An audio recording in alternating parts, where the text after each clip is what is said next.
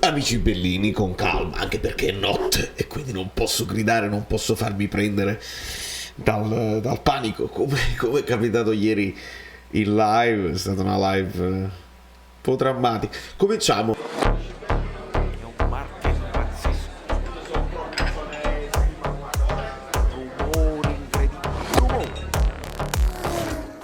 Allora, benvenuto Antonio Mormile, siete i miei eroi che vi scrivete in momenti, perché ad alcuni piace di più seguire il Napoli quando succedono delle cose imponderabili, quando va tutto bene, che me lo vedo a fare.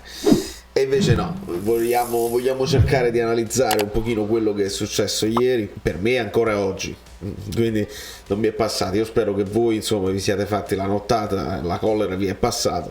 A me non mi è passato. Però vorrei mettere tutto sul piatto, capire un pochino quelli che sono i motivi. Poi voi mi potete dire nei commenti quello che secondo voi è il motivo più importante, più scatenante, ma di solito la verità è sempre in una commistione di cose. Con un Ambrabam tattico andiamo a vedere il Bari come si schierava in campo. Ho solo uno screenshot da farvi vedere, ve lo faccio vedere subito, così togliamo subito le cose da mezzo. Questo è lo screenshot che deve vedere il Napoli. Sta ragazza che piange, vi interessa la Coppa Italia, non vi interessa? La ragazza a fine partita ha pianto. Lei è una tifosa che magari se è andata a vedere solo se prende questi soldi va a avere la Coppa Italia, una partita più tranquilla magari. La ragazza è delusa. La ragazza ha pianto, la ragazza voleva vincere, ci teneva a vedere la partita del Napoli e ci teneva a vedere, oltre che a vincere, a vedere una bella prestazione che non c'è stata. Quindi questo è l'unico screenshot che vi voglio far vedere. Poi andremo anche ai voti. Le occasioni, insomma, le abbiamo vissute insieme, più occasioni onestamente pericolose per la Cremonese nel primo tempo. Il Napoli fa qualcosina. Però questi giocatori che sono entrati in campo se la sono cavicchiata, perché poi sono andati in svantaggio ma lo hanno anche recuperato. Tutti che facevano notare che alla fine il Napoli non è riuscito alla pareggiata con molti più titolari in campo, e quindi dire il fatto del turnover lascia un po' il tempo che trova. Comunque, nei vari io ho individuato questi 7 punti. Il primo punto potrebbe essere la pancia piena. La pancia piena di quando vinci 5-1 con la Juve. La pancia piena, ti senti un pochino appagato, eri arrivato a quel momento chiave della stagione, che è troppo presto per definirlo momento chiave, però ovviamente è una partita che in città si sente molto. Sei arrivato, hai fatto più del tuo dovere perché li hai surclassati, e come squadra, non dico come giocatori perché molti di quei giocatori, di quegli eroi della Juventus erano in panchina, però come squadra rischi di sentirti appagato. Come squadra intendi tutto, anche l'ambiente, giornalisti, i tifosi, la società, l'allenatore forse anche, e quindi può arrivare con la pancia piena. Dopo la partita così arriva una partita trappola e la sottovaluti, rischi di sottovalutare. Il secondo punto, anche se non avessi vinto così bene con la Juve, i 40 punti di differenza, Napoli 47 punti, la Cremonese ultima in classifica, il famoso fanalino di coda con 7 punti in classifica, e la prendi con sufficienza e giochi lezioso e dici vabbè, ma tanto un gol lo facciamo, vabbè, ma non lo prenderemo mai il gol, e quindi con questa sufficienza il gol lo prendi, e quando arrivi poi nelle scazzette finali dei rigori, là è una lotteria, e quindi la siringa è dietro l'angolo. Questo potrebbe essere il secondo punto. Il terzo punto, io individuo negli automatismi più che del turnover, sono mancati gli automatismi, e con gli automatismi intendo anche la velocità di trasmissione del pallone. Quando tu metti un Ostigard, ok, ma lo metti con un Kim, con un Mario Rui e con un Di Lorenzo vicino, Ostigard trova subito il passaggio facile. Se deve passare a Mario Rui sa già cosa fare. Gli automatismi in una squadra titolare, che è titolare per merito e per colpe di Spalletti, perché Spalletti fa poco turnover in generale, ha fatto giocare quasi sempre gli stessi 11, cambiandone uno alla volta, e può far bene se ne cambi uno alla volta. Quando li cambi tutti insieme la trasmissione di palla diventa più, perché non hanno mai giocato insieme. Beresischi non ha mai giocato con questi. Quante partite hanno fatto insieme Juan Jesus e Ostigar, Olivera? Davanti non ti trovi Lobotka che ti detta sempre il passaggio, ti trovi Gaetano e Ndombele, ti trovi anche con un modulo diverso perché sei partito con il 4-2-3-1. Quindi una serie di automatismi sono venuti a mancare anche da parte di chi ha giocato di più, come Elmas, come Raspadori, come lo stesso Ndombele, Olivera. Avete giocato di più, però poi intorno non succedevano le stesse cose. Sono molti lanci lunghi sono partiti verso Simeone, che però non è Osi, e quindi abbiamo perso un sacco di possibilità di mettere la palla a terra e di fare le cose bene. Palla a terra mi fa venire al quarto punto, che è un po' tutto l'extracampo.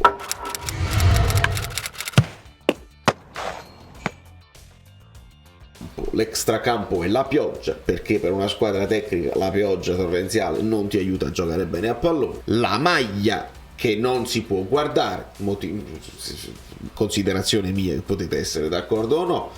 La conferenza fatta non fatta, la conferenza stampa non fatta, perché mi dai un segnale, società, allenatore, squadra, che non vi interessa proprio, perché se la partita è importante fate la conferenza, invitate i giornalisti, fate domande, volete parlare, che poi le domande sono, lasciano il tempo che trovano, ma la conferenza io la devo sentire, io devo sentire che vi interessa, che la competizione la sentite, che volete fare il doblete, che vi sentite che la stagione è importante, e io questo non l'ho visto nel prepartita e non l'ho visto durante la partita. Se senza conferenza avessi poi visto un approccio feroce, la stessa convinzione, la voglia di fare che ho visto nelle altre partite, avrei detto vabbè, perché anche un'altra volta il Napoli non ha fatto conferenza ed è andata bene, e quindi non mi sono lamentato. Adesso nell'extracampo ci entra anche questo. Quinto motivo, non è un motivo della sconfitta, però bisogna citarlo, l'arbitraggio, perché è un arbitraggio assolutamente inadeguato per dei professionisti che giocano a pallone in TV, e noi li guardiamo per una competizione ufficiale dentro o fuori, che poi porta ad alzare un trofeo, non è un amichevole. Non potete mandarci un arbitro che non è abituato, che non vede, che magari ha pagato l'emozione, non lo sappiamo, non lo vogliamo sapere, non aiutato neanche dal VAR, perché se tu in quel momento non te la senti di dare un rigore su Gaetano, hai visto, non hai visto, il VAR ti deve chiamare e dice guarda, quello è fallo netto, hai un chiaro ed evidente no, nessuno ti dice niente, ti salviamo noi. Quindi anche il VAR, guardalinee che sbandierano, non sbandierano, insomma male.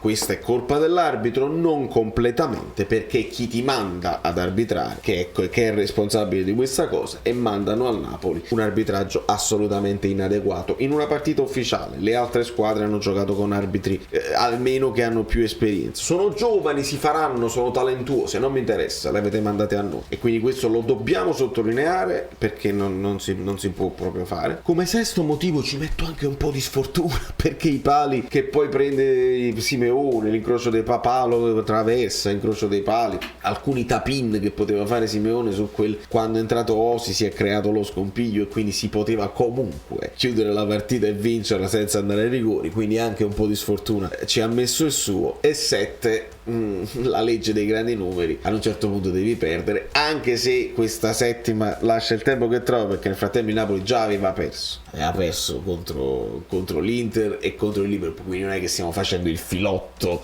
delle partite che il Napoli non perde mai. Il Napoli sa perdere, sa che può perdere, e quindi si deve rimettere in carreggiata immediatamente, come è successo nelle altre sconfitte. Dopo la sconfitta di Liverpool si è reagito, dopo la sconfitta con l'Inter, dopo la sconfitta in amichevole c'è stato l'Inter, ma le amichevoli non le contiamo. Dopo la sconfitta con l'Inter c'è stata la reazione, e adesso ci deve essere la reazione dopo la sconfitta con la Cremonese, che brucia, perché non è una sconfitta che è indolore, no, questa qua è dolore, a meno che voi non volete dire a sta ragazza che piange inutilmente, perché se voi dite, perché li ho letti i messaggi, ragazzi, purtroppo li ho letti, non mi interessa niente della Coppa Italia, la coppetta, e così non si cresce, la squadra non si vince neanche il campionato, credetemi.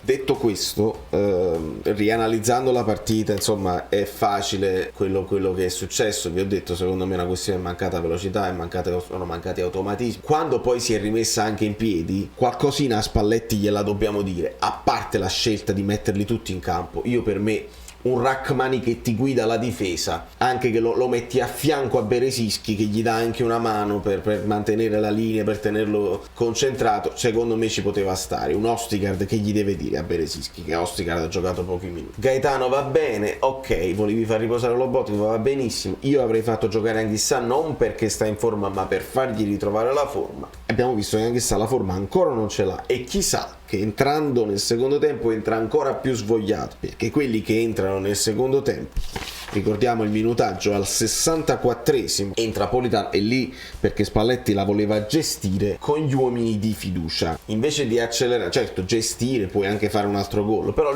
Spalletti in questo caso mette gli uomini di fiducia e dice non vi posso far riposare perché comunque la partita è in bilico. Mette Politano che finisce qui, perché nel secondo tempo si spostano Elmas e Zerbin, uno a sinistra e l'altro a destra, al contrario di come era stato nel primo tempo. Politano finisce qua, Lobotka al posto di Raspadori, quindi si crea questa situazione qua, e Anghissà al posto di Gaetano. Cominciano proprio così, con Anghissà a sinistra, poi dopo si ricrea la situazione un po' più logica, quindi con questo 4-3-3 classico. All'82esimo entra anche Østigård, entra Kim al posto di Østigård. Forse era un po' più logico far riposare Beresischi, che la deve fare tutta come primo impatto. Non è che Beresischi non avesse la forma, stava giocando con la Sampdoria, però guarda caso il cross moscio arriva proprio nella coppia Kim-Beresischi, che si guardano un po', e è proprio Beresischi che doveva marcarsi il suo avversario, e purtroppo non ci arriva, non ce la vogliamo prendere con l'ultimo arrivato. Però arriviamo anche a dare voti così, che restano unicum, che non faranno media con niente, perché non possiamo fare la media con la Champions e con il campionato, ma per la Coppa Italia del 2022-2023, che poi è solo 2023 perché noi una partita abbiamo giocato e siamo usciti, Meret si prende 6, gli do 6 perché non ha fatto una parata, non poteva fare parate, mi è piaciuto che è stato un po' più al limite dell'area di rigore con le uscite, qualche uscita bassa, e questo ci fa piacere. Beresischi non gli posso dare più di 5, Østigård 5,5, è stato un po' morbido nelle marcature, JJ 6,5, arriva anche al gol, ho visto insomma cercare di essere il leader di questa difesa. Oliveira senza infamia e senza lode, per me gli do 6, spinge, crea qualcosina, però non riesce ad essere incisivo, come non riesce ad essere incisivo Gaetano, 6 meno, e Ndombele che raggiunge il 6 perché il tiro lo scocca lui, quello che poi porterà al tap-in di Simeone che finisce sulla traversa, e poi quello finale vincente di Juan Jesus.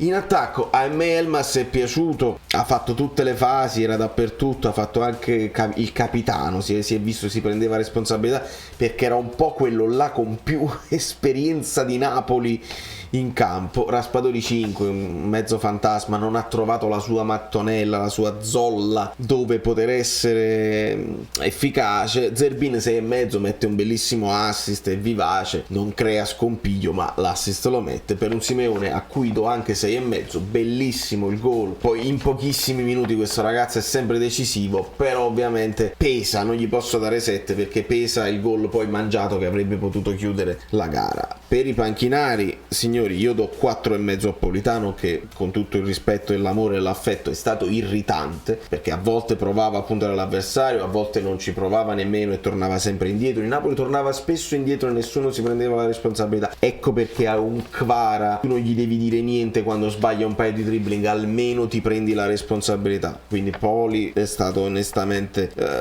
snervante. Anghissà 5, sembra che ci sta facendo un piacere. Lobotka entra anche bene, ma gli devo dare 5 perché è suo l'errore finale sul dischetto.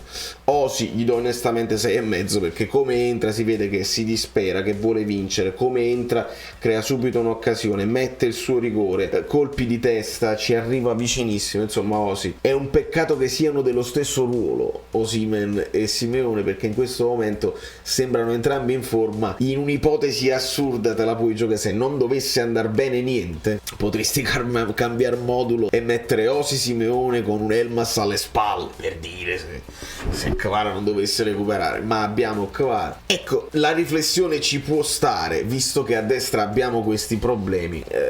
Lozano magari ritorna in forma, Politano non lo so, ci può giocare Elmas, ci può giocare Raspadori. Puoi anche pensare a un certo punto che se le cose, il giocattolo 4-3 funzionava, quindi non è. Però se in certi momenti della stagione puoi anche pensare di sfruttare al meglio le caratteristiche di quelli che stanno più in forma, e allora Simeone gli metti Kvara dietro le punte e puoi creare comunque tantissimi pericoli. Tanto il grosso del bel gioco del Napoli lo fa il ritmo. Se il ritmo del Napoli è alto, e allora le squadre ti rincorrono e vanno in affanno. Se il ritmo del Napoli è basso, ti passi il pallone così, non si creano tanti pericoli. Carnesecchi ha fatto delle parate, ma più per i fotografi. Il gol lo prendi, il Napoli prende forse qualche gol di troppo, e purtroppo non siamo invincibili, siamo una squadra normalissima. Forte, per l'Italia va più che bene quest'anno per vincere lo scudetto. Mettere la testa sotto, pedalare, lavorare, parlare di quello che non è andato e dimostrare con la Salernitana subito che non fa niente, che si cambia l'allenatore Ballardini che crea scompiglio, adesso semplici con la Salernità, non fa niente, tu ti pigli la palla, l'avversario è più scarso, la fai girare finché non vai in gol e ti devi mangiare l'avversario e l'erba, l'arbitro non ti sente, non fa niente, palla a terra di nuovo, perché nonostante l'arbitraggio tu l'avevi recuperato, poi ti sei addormentato, hai abbassato i ritmi e hai preso il gollaccio da New York. Valerio Fluido tutto, io sono amareggiato, non ci posso fare niente, non posso far finta di niente quando avevi l'opportunità di importi in Italia, anche con la Coppa Italia, una coppa e un trofeo, e fai brutta figura e dai adito a giornalisti, altri youtuber che si divertono, incredibile, umiliante, così, che è successo, e devono fare i pagliacci. È una cosa che non sopporto, ed è colpa nostra, è principalmente colpa nostra. Sembra una parrucca, ma non è vero, perché vedi, cambia. Ma no, che bella, io me li fai. Sono Saveri da soli. Dobbiamo arrivare a 20.000 iscritti, di cortesia, perché questo è l'anno. Avete lasciato i like? Niente più, dai, basta, sei cringe. Quante cose.